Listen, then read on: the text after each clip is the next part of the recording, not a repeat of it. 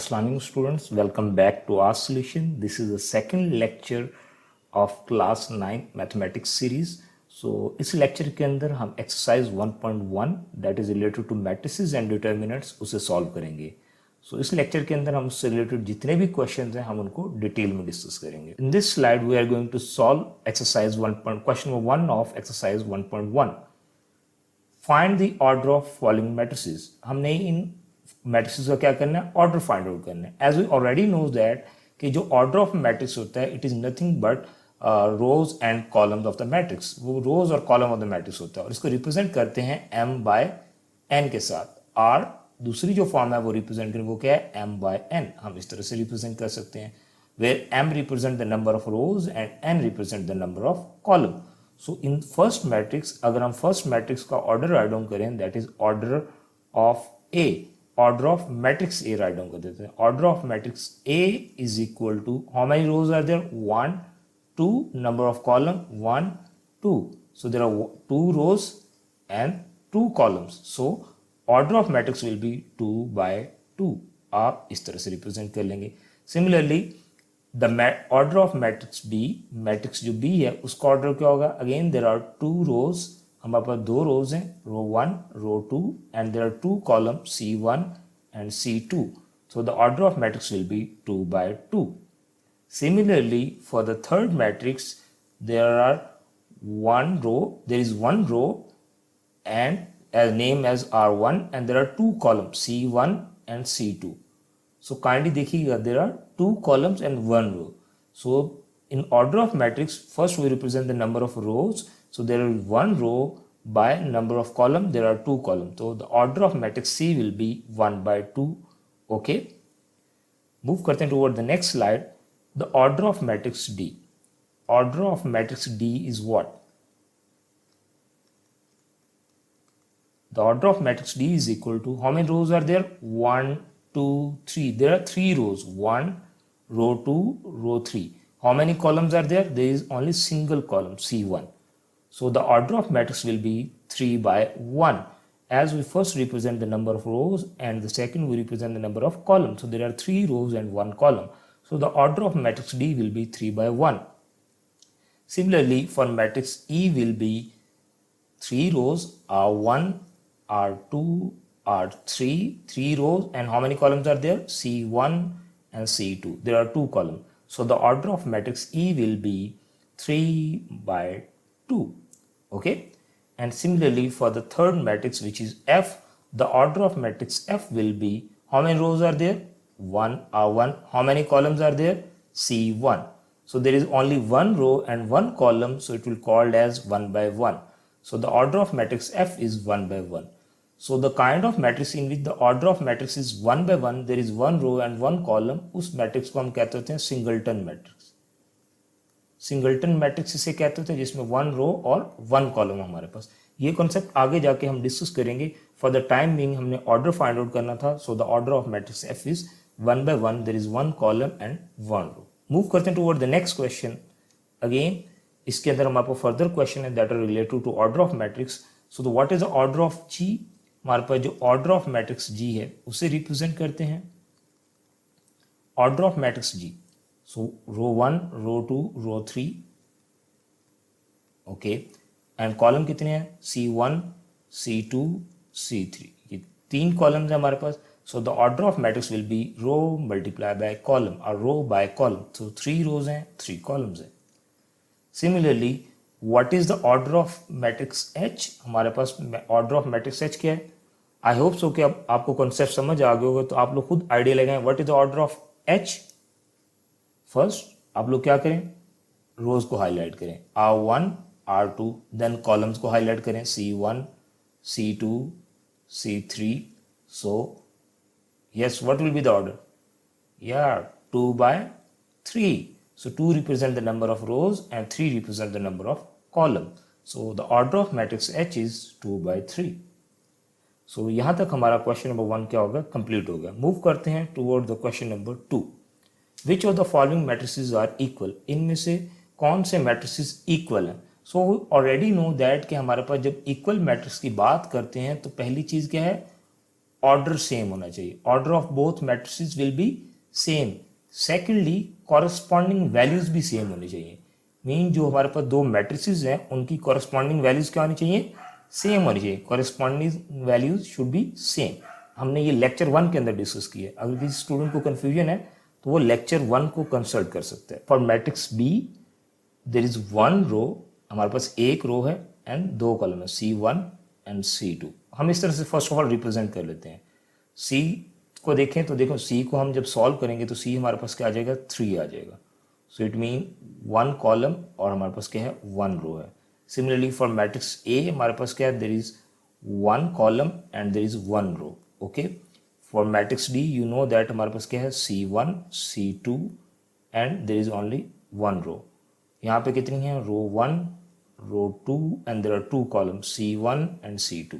Similarly इसके अंदर देखें तो हमारे पास there are two rows, row 1 row 2 and there is C1, एक कॉलम है। सिमिलरली G के अंदर देखें तो देखो G को जो हम सॉल्व करेंगे तो G हमारे पास क्या बनेगा, 3 - 1 2, 3 + 2 क्या हो जाएगा, 6। सो इट मीन हमारे पास क्या है, C1 और रो 1 एंड रो 2 हमारे पास आ जाएगा। सिमिलरली H के अंदर देखें तो रो 1 रो 2 C1 C2 हमारे पास आएगा। I के अंदर देखें तो हमारे पास क्या है, C1 और फॉर एग्जाम्पल पहले हम इसे सॉल्व कर लें तो हमारे पास 3 5 आ जाएगा। ठीक है, ये दो एंट्रीज नहीं है, ये एक एंट्री है, 3 + 2 होकर 5 हो जाएगा। So C1 C2 and there is R1। Similarly J matrix को सॉल्व करें तो हमारे पास J की जो वैल्यू बनती है that is 4 6 0 and 2। So it mean हमारे पास क्या है, row 1 row 2 C1 and C2। Okay, I hope so कि आप लोगों को यहाँ तक समझ आ गई। अब हम यहाँ पे इसका आंसर मेंशन करते हैं। So which of the following matrices are equal. So first of all अगर हम मैट्रिक्स ए लें तो मैट्रिक्स ए किसके इक्वल है, एज यू कैन सी हमारे पास जो सी है, जब हमने इसे सिंप्लीफाई किया 5 - 2 तो हमारे पास 3 है which has one row and one column, और जो हमारे पास कॉरस्पॉन्डिंग एंट्री है 3 एंड 3 वो दोनों में सेम है। सो ए इज इक्वल टू सी, ए हमारे पास सी के इक्वल है। इसके अलावा हमारे पास कोई भी मैट्रिक्स नहीं है जिसमें एक रो और एक कॉलम हो इस क्वेश्चन के अंदर। ओके, नेक्स्ट मूव करते हैं टुवर्ड बी। अगर हम बी को देखें तो हमारे पास क्या है, बी में दो कॉलम है और एक रो है। ठीक है, यानी one row and two columns है। तो नेक्स्ट अगर आप डी में देखें तो डी के अंदर भी क्या है, one row and two column है। लेकिन कंफ्यूजन क्या है कि यहाँ पे कॉरेस्पॉन्डिंग एंट्री सेम नहीं, यहाँ पे 5 है, यहाँ पे 3 है। ठीक है, तो यहाँ 3 है, यहाँ पे 5 है। सो बी और डी क्या है, वो इक्वल नहीं है, वहाँ पे वैल्यू इंटरचेंज है, कॉरेस्पॉन्डिंग वैल्यू सेम नहीं है। ओके, फर्दर मूव करते हैं, मे बी हमें कोई एग्जांपल मिल जाए। यस, आई को अगर आप देखें तो आई में हमारे पास वैल्यू है 3 5, बी में वैल्यू है 3 5, one row two column. It mean B is equal to I, जो मैट्रिक्स बी है वो is equal to matrix I के इक्वल है। सिमिलरली मैट्रिक्स सी पे मूव करते हैं, ऑलरेडी सी को हमने कंपेयर कर लिया है। नेक्स्ट ई पे आ जाते हैं, ई इज इक्वल टू जो मैट्रिक्स ई है इसमें हमारे पास दो रोज हैं एंड दो कॉलम है, 2 by 2 ऑर्डर है। ओके, इसके बिल्कुल नीचे देखें तो आप देखेंगे एच है हमारे पास, कॉरेस्पॉन्डिंग वैल्यूज बिल्कुल सेम है, फर्स्ट 4 यहाँ पे फर्स्ट 4 सेकंड 0 0 6 2। ठीक है, so E is equal to H. Okay, ये करेक्ट है। अब फर्दर आप नीचे जे मैट्रिक्स को देखें तो उसकी वैल्यूज भी क्या है, उसकी वैल्यू भी ई एच मैट्रिक्स के इक्वल है। तो it mean matrix E is equal to matrix H as well as equal to J. तो ये तीनों मैट्रिक्स आपस में क्या है, इक्वल है। तो यू नो दैट कि एक या एक से ज़्यादा मैट्रिक्स आपस में क्या हो सकते हैं, इक्वल हो सकते हैं। सो नेक्स्ट मूव करते हैं टुवर्ड मैट्रिक्स एफ। अगर आप मैट्रिक्स एफ का ऑर्डर देखें तो हमारे पास 2 रोज और एक कॉलम है, mean order is 2 by 1। So similarly अगर हम मूव करें टुवर्ड मैट्रिक्स जी तो आप देखें इसमें भी 2 रोज और एक कॉलम है और कॉरेस्पॉन्डिंग एंट्रीज भी क्या है, सेम है। So it mean matrix F is equal to matrix G और matrix G is equal to matrix F. So vice versa condition क्या है, ट्रू होती है हमारे पास। ओके, आई होप सो कि हमने सारे के सारे जो मैट्रिक्स हैं उनका जो रिलेशन है वो डेवलप कर लिया इक्वालिटी का। सो यस, आप लोगों को क्वेश्चन हो, there is only matrix D जो कि किसी के भी इक्वल नहीं है। ठीक है, तो हम इसको एज इट इज उसको मेंशन नहीं करेंगे।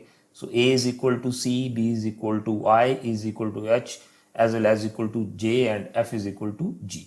सो बेस्ड ऑन द कंडीशन कि हमारे पास ऑर्डर भी सेम होना चाहिए और कॉरेस्पॉन्डिंग वैल्यू भी सेम होना चाहिए, ये दोनों कंडीशन सेटिस्फाई करेंगी तो ही हमारे पास मैट्रिक्स इक्वल होंगे, अदरवाइज वो इक्वल नहीं होंगे हमारे पास। यहाँ तक को क्वेश्चन आप होगा।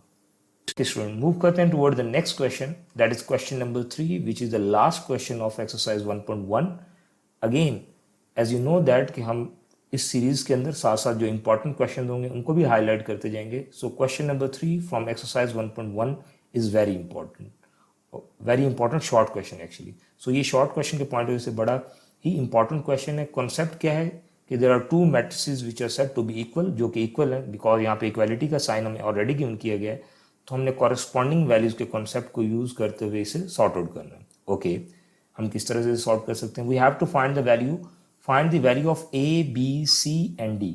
हमारे पास 4 वेरिएबल्स हैं, हमने जिनकी वैल्यू फाइंड आउट करनी है based on the given scenario. Okay, a plus c and these are the two matrices जो कि इक्वल हैं. तो ए प्लस सी यानी ये जो कॉरेस्पॉन्डिंग वैल्यू, ये दूसरी जो कॉरेस्पॉन्डिंग वैल्यू होगी उसके इक्वल होगी. अब आप लोगों का क्वेश्चन होगा कि सर ये किस तरह से इसके इक्वल है?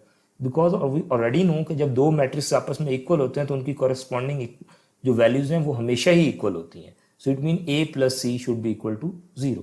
सो ये हमारे पास फर्स्ट इक्वेशन आ गई. Similarly a plus 2b is equal to -7, a plus 2b is equal to -7, ये हमारे पास सेकेंड इक्वेशन ऑब्टेन होगी. Similarly c minus 1 is equal to 3, ये हमारे पास थर्ड इक्वेशन ऑब्टेन होगी. Similarly 4d minus 6 is equal to 2d, ये हमारे पास फोर्थ इक्वेशन होगी. ओके, यहाँ तक को क्वेश्चन आप लोगों का. So after basically comparing the corresponding values, हमने कॉरेस्पॉन्डिंग वैल्यूज को कंपेयर कर लिया जो 4 की 4 कॉरेस्पॉन्डिंग वैल्यूज थी दोनों मैट्रिसेस के अंदर. सो फ्रॉम इक्वेशन 3, अगर आप इक्वेशन 3 को देखें, आप देखेंगे कि c minus 1 is equal to 3. There is only one variable, तो इसे सॉल्व करना आसान है. So the value of c will be 3 minus, या लेफ्ट साइड पे अगर माइनस है तो राइट साइड पे जाके ये क्या हो जाएगा +1. सो c इज इक्वल टू 4. तो हमारे पास c की वैल्यू क्या होगी 4 होगी. Once we have the value of c, हम इसे पुट करते हैं, पुट इन 1. आप इसे 1 में पुट कर दें इक्वेशन में, तो a plus c is equal to 0 equation 1 है. So a plus 4 is equal to 0. So the value of a will be, यहाँ +4 है, अपोजिट साइड पे जाकर क्या हो जाएगा -4. सो a इज इक्वल टू -4, ये हमारे पास -4 आंसर आ गया. ओके, सो a और c का हमारे पास आंसर आ गया. नेक्स्ट मूव करते हैं टूवर्ड द इक्वेशन नंबर 2. अब put a is equal to -4 mean a की जो वैल्यू -4 आई है, हमने इसे इस पुट करना है इक्वेशन नंबर 2 के अंदर. हम इक्वेशन 2 में इसे पुट कर दें. So what is equation 2? That is a plus 2b is equal to -7. हम a की जगह उसकी वैल्यू पुट कर देते हैं, that is -4 plus 2b is equal to -7. So 2b is equal to -7, -4 था, अपोजिट साइड पे जाकर क्या हो जाएगा +4. So 2b is equal to -3. As you can see 2 जो है वो b के साथ मल्टीप्लाई हो रहा है. So b is equal to -3, opposite side पे 2 क्या हो जाएगा जाके divide. So b is equal to -3/2. ये हमारे पास क्या होगी b की वैल्यू आ गई. अब हमारे पास फ्रॉम इक्वेशन 4 हमारे पास जो लास्ट है d की वैल्यू हमारे पास रह गई है. तो फ्रॉम इक्वेशन 4, हम इक्वेशन 4 को अगर देखें तो 4d minus 6 is equal to 2d. So हम क्या करेंगे, 4d ये प्लस 2d है, ये इस साइड पे आगे क्या हो जाएगा -2d, ये -6 था, अपोजिट साइड पे जाके क्या हो जाएगा +6 हो जाएगा. ओके, 4d माइनस 2d हमारे पास क्या आ जाएगा 2d is equal to 6. So d is equal to 6. 2 यहाँ d के साथ मल्टीप्लाई हो रहा है, अपोजिट साइड पे आके डिवाइड, तो 2 3 6. So the value of d is equal to 3. हमारे पास जो d है उसकी वैल्यू क्या आ गई 3 आ गई. सो इन दिस वे हमने सारी की सारी वैल्यूज कैलकुलेट कर ली वेरिएबल की, जो कि a, b, c और d है. आप लोगों का क्वेश्चन होगा कि सर हमने c से क्यों स्टार्ट किया? तो रीज़न यही थी कि इक्वेशन नंबर 3 से स्टार्ट करें क्योंकि उसके अंदर एक वेरिएबल था. सो इसलिए हमारे पास ईजी था. जब हमने c की वैल्यू फाइंड की उसको हमने 1 में पुट किया तो a की वैल्यू आ गई. जब a की वैल्यू आई तो मैंने इक्वेशन नंबर 2 चूज़ की. क्यों? क्योंकि उसके अंदर हमारे पास दो वेरिएबल a और b थे. जब हमने a की वैल्यू पुट की तो मेरे पास b का आंसर आ गया. सिमिलरली फ्रॉम इक्वेशन नंबर 4 जो कि किसी पर डिपेंड नहीं करी, क्यों? अगेन उसके अंदर एक ही वेरिएबल है जो कि d था, तो हमने उसको सॉल्व कर लिया. सो इस तरह से हम a, b, c और d की वैल्यू फाइंड कर लेते होते हैं. ओके, यहाँ तक वो क्वेश्चन हो. ये मैटर नहीं करता कि किसकी वैल्यू आपने पहले फाइंड की, आप c, d की वैल्यू फाइंड कर लें फिर बाकी की कर लें. So it's up to you. Again answer जो होगा वो हमारा क्या होगा सेम रहेगा. अगर आप अपना आंसर चेक करना चाहें कि वेदर इट इज़ एक्यूरेट और रॉन्ग, तो आप अगर इक्वेशन नंबर 1 किसी भी एक इक्वेशन को ले लें. फॉर एग्जाम्पल मैं इक्वेशन 1 लेता हूँ, a plus c is equal to 0, तो मैं a की जगह उसकी वैल्यू दैट इज -4 और c की जगह उसकी वैल्यू विच इज +4 वो पुट करूँ, तो एज यू कैन सी कि हमारे पास लेफ्ट और राइट साइड दोनों का आंसर इक्वल आ रहा है. सो इट मीन हमने आंसर एक्यूरेट फाइंड किया है. सो अगर आंसर यानी लेफ्ट साइड और राइट साइड सेम ना हो तो इट मीन हमारा जो आंसर है दैट इज रॉन्ग। सो इस तरह से आप एग्जाम के अंदर if you have spare time तो आप अपना आंसर चेक भी कर सकते हैं। So that's all from lecture number 2। See you in the next lecture that is related to concepts and definition of matrices.